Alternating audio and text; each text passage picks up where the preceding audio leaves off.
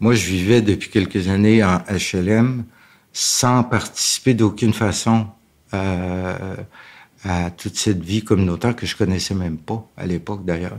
Mais c'est sûr que j'étais frappé par les difficultés, on va appeler ça comme ça, les difficultés vécues par plusieurs voisins. Par certains côtés, je trouvais ça scandaleux de voir des gens qui avaient absolument besoin d'un logement. Ça, j'ai toujours compris parce que j'ai le même besoin. Mais qu'on laissait seuls, qu'on entassait les uns à côté des autres et qu'il y avait quantité de problèmes que les gens qui vivent en HLM connaissent bien. Ouais, problème de santé, tout ce qu'on peut énumérer est connu.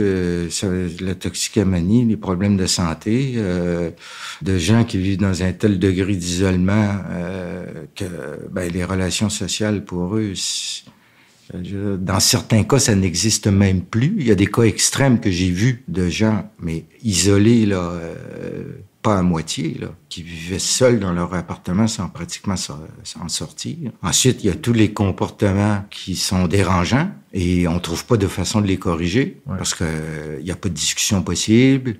Il n'y a pas de ressources disponibles pour la personne.